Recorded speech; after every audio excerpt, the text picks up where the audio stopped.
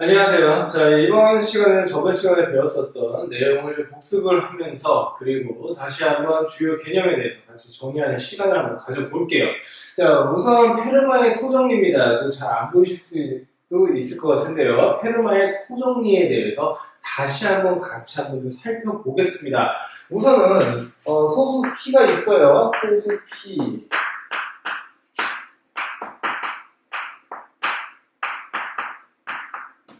자, 소수 P라고 하는 것이 있고요. 그리고 어떠한 A라고 하는 정수가 있는데 그 A라고 하는 정수가 합동이 아닙니다. 무엇과요? 0이요.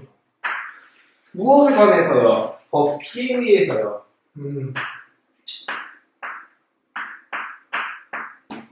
사실 여기까지 우리가 같이 살펴봤을 때 이 내용이 무엇과 같은 거죠? 저번 시간에 우리가 같이 학습을 했었던 결국에는 A라고 하는 녀석과 P라고 하는 녀석이 서로 어떻게 해요? 서로 소다라고 하는 것을 정확하게 이해를 해주셔야겠죠?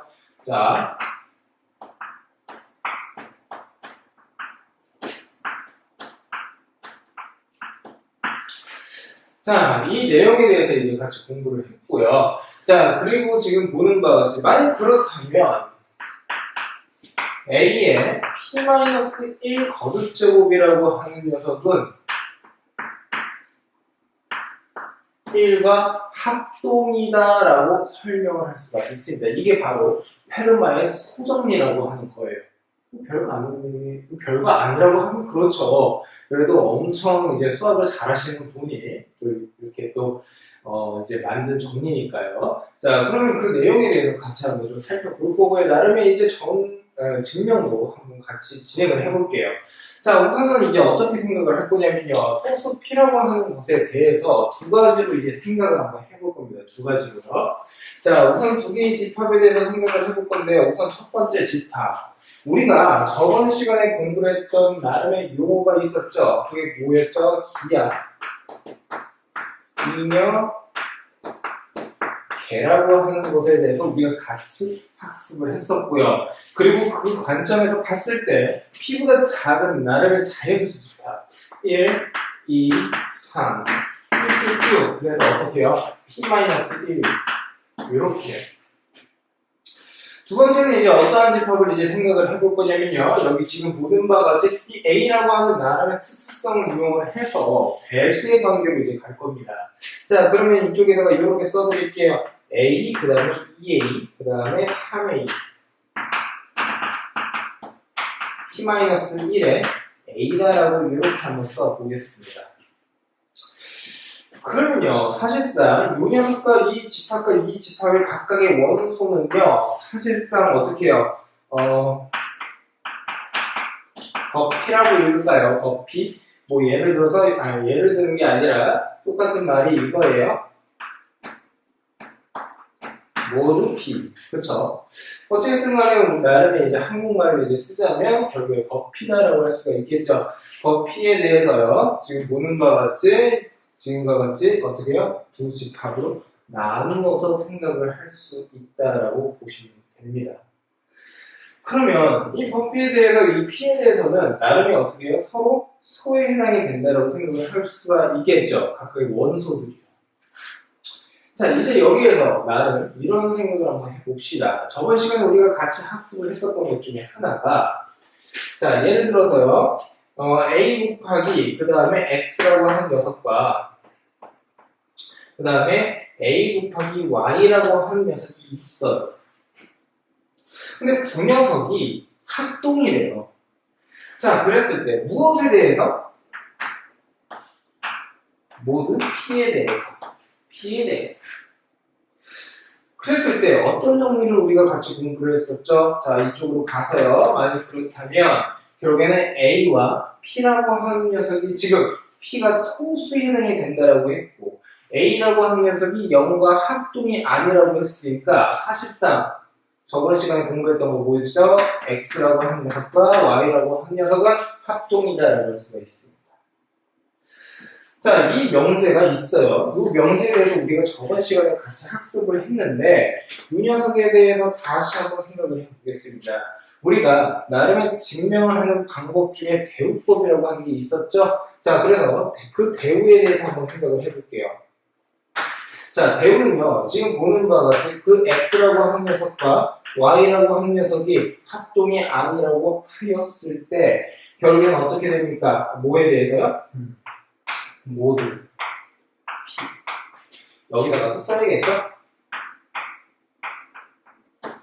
자, 그랬을 때 어떻게 된다는 뜻입니까? a 곱하기 x라고 하는 녀석과요, a 곱하기 y라고 하는 녀석도 마찬가지로 모두 p에 대해서 합동이 아니라는 뜻입니다. 맞습니까? 정수요? 자, 그러면 이런 뜻이에요. 여기에서 임의의 두 자연수를 이끌어낸다라고 한번 해볼게요. 요집합과 요집합에서. 그랬을 때 P에 관해서 어떻게 해요? 합동이 아니니까 어떻게 두 녀석을 이끈다고 하더라도 서로 어떻게 해요? 합동식이 달라지겠죠. 같은 합동이 아니겠죠. 그리고 A를 서로 곱했다고 하더라도 임의의 두 원소, 즉 요집합에서 이끌어낸 임의의 두 원소를 어떻게 이끌어내든 간에 마찬가지로 합동이 아니라는 거예요. 이해가 됐습니까? 하지만 여기서 우리가 나름의 생각을 해볼 수 있는 것을 이 P라고 하는 녀석에 대해서 이제 생각을 해보면 나머지가 분명히 어떻게 해요? 각각 예를 들어서 1, 2, 3, P-1까지 P보다 작은 자연수를 P로 나누었을 때 그 나머지는요 유일하게 하나씩은 존재를 하겠죠. 이해가 됐습니까? 그러면 여기서도 마찬가지죠. 이 녀석에다가 A를 곱한 녀석, 여기에다가 2에다가 A를 곱한 녀석 각각의 원소들이요 P로 나눈다라고 했을 때 결국에 뭐가 된다는 겁니까? 결국에 나머지가 위에 있는 집합과 동일하게 생길 수 있다는 거예요. 하지만 여기에서 여러분들이 착각을 하면 안 되는 게 2를 A로 곱했다고 해서 이 A라고 한 녀석과 2라고 한 녀석의 합동이냐라고 했을 때 그건 아니라는 뜻이에요. 그건 몰라요. 그건 몰라요. 하지만 이 집합에 있는 나머지가 어떻게 해요? 동일한 합동인 수가 여기 어딘가에는 있다는 뜻이고 이 녀석과 합동인 녀석이 여기 어딘가에 분명히 존재를 한다는 뜻이 되겠죠. 이해되셨습니까? 무슨 뜻인지.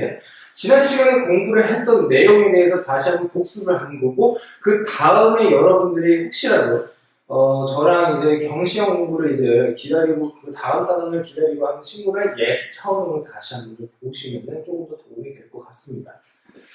자, 그래서 여기서 이제 설명을 하려고 하는 건 뭐냐면요. 어찌됐든 간에 그렇다면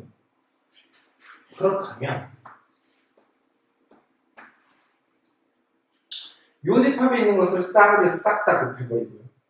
요집합에 있는 것을 싸그리 싹 다 곱했다고 한번 생각을 해볼게요. 가령 예를 들어서 이 정도의 내용은 알고 가셔야겠죠. 저번 시간에 공부를 했던 거예요. 예를 들어서 A라고 한 녀석과 B라고 한 녀석이 합동인데 무엇에 대해서 뭐 Q라고 한번 해봅시다.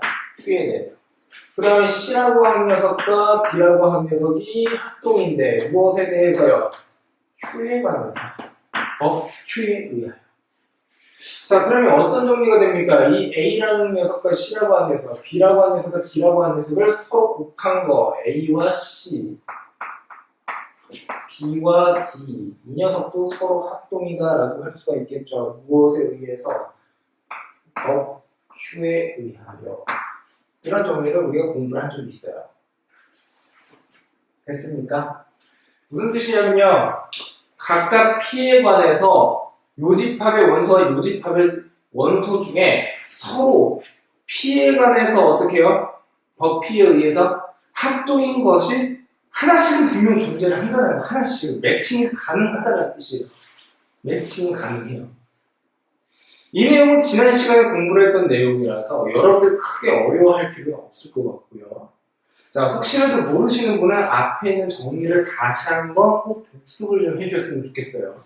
자, 이어서 설명을 좀 끝까지 한번 해볼게요.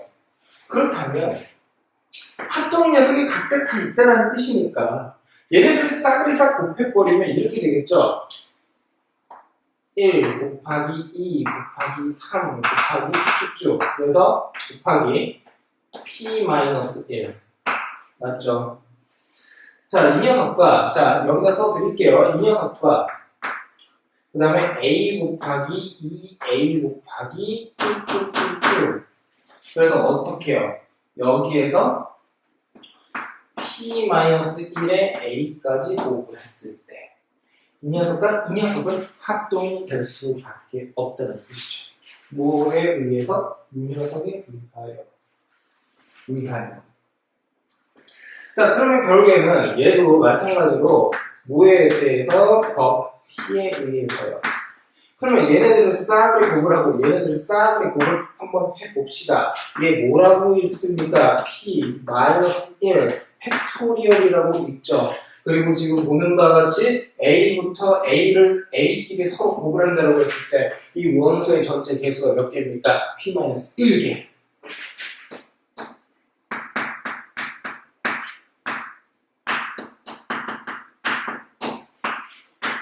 이렇게 되는 거죠. 맞습니까?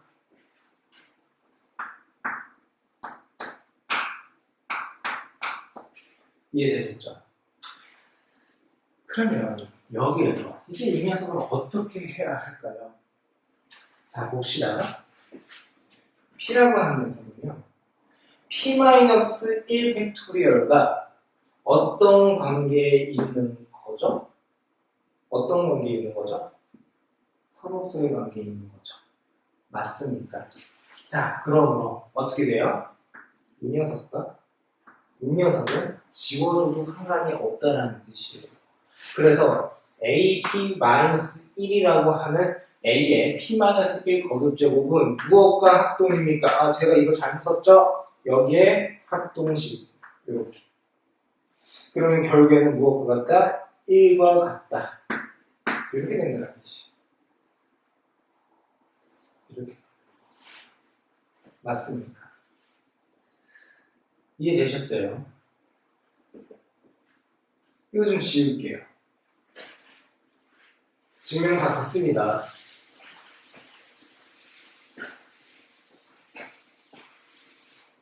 그러면 여기서 파생되는 나름의 또 정리를 해봅시다. 소수 P가 마찬가지로 있어요.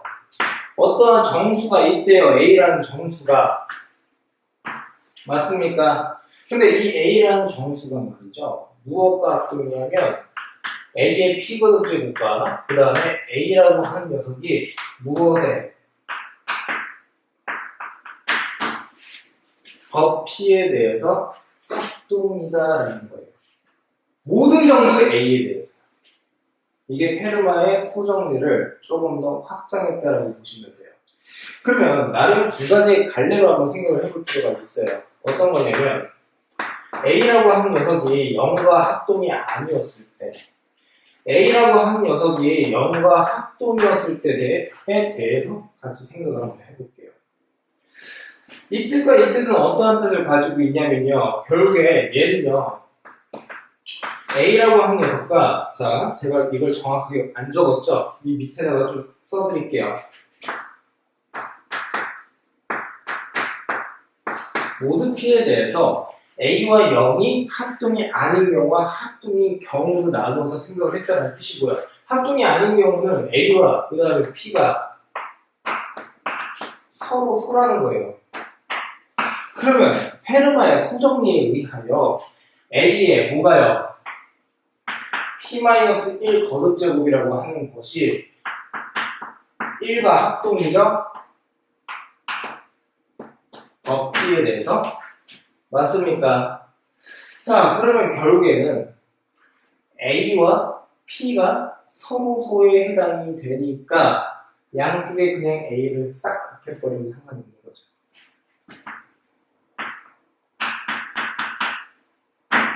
이렇게. 맞습니까?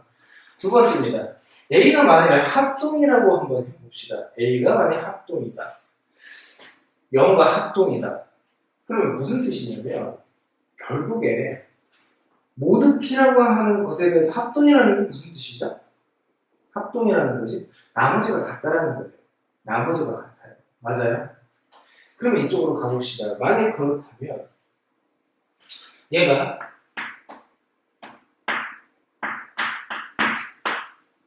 얘를 만족하니까 사실상 A를 P번 곱했다고 하더라도 이것에 의하여 0과 합동이 될 수밖에 없는 성질이에요. 아까 이거에 의해서는. 맞습니까? 그러면 결국엔 무슨 뜻입니까? 얘는 다시 A랑 같다라고 했으니까 사실상 어떻게 A랑 같다. 이렇게 됩니다. 그러면 이 내용은 무슨 내용입니까? 페르마의 소정리는요. 아까 말씀드린 것처럼 어떤 조건이 있었죠? 소수 P라고 하는 조건과 그 다음에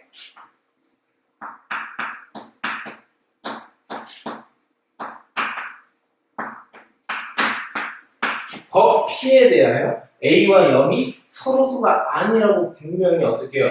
명시가 되어 있는 조건이 있어요. 그렇지만 얘는 어떠한 정수는 상관이 없어라는 뜻입니다. 그리고 어떻게 해요? A의 P거듭 제곱과 A는 그때 소수 P에 대해서 만큼은 합동이라는 뜻이 된다는 거죠. 이해되셨습니까? 무슨 뜻인지. 크게 어렵지 않아요. 근데 이런 거를 도대체 왜 배울까요? 우리가 이걸 왜 배우는지에 대해서 이제 같이 한번 생각을 해봅시다. 문제를 내드릴게요. 문제는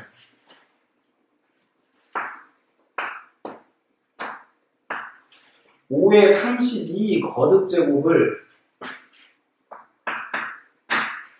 뭐라고 할까요?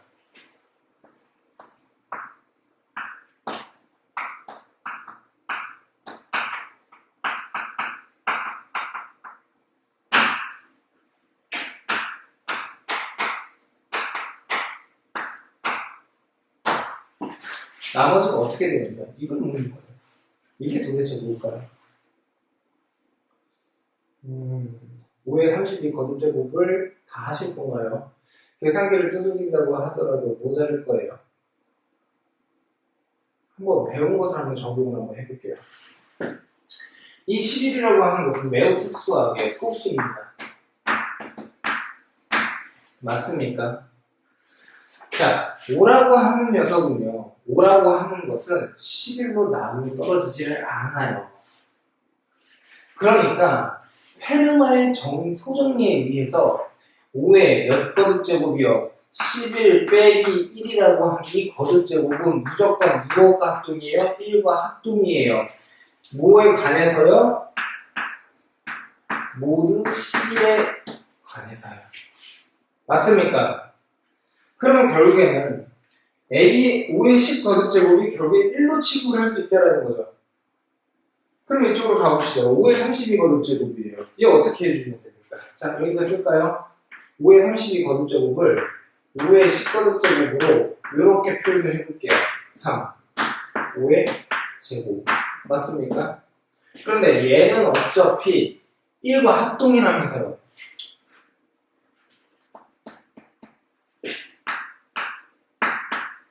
얘랑 똑같아지는 거죠. 얘가 1이 되어버리니까. 25를 11로 나누게 되면 어떻게 되는 거죠? 나머지가 3이 되고 3과 5의 제곱은 합동이에요. 무엇에 의해서요? 얘에 의해서. 아, 그러니까 11로, 그러니까 5의 32 거듭제곱을 11로 나누면 나머지는 어떻게 된다는 뜻입니까? 3이 된다는 뜻이 3.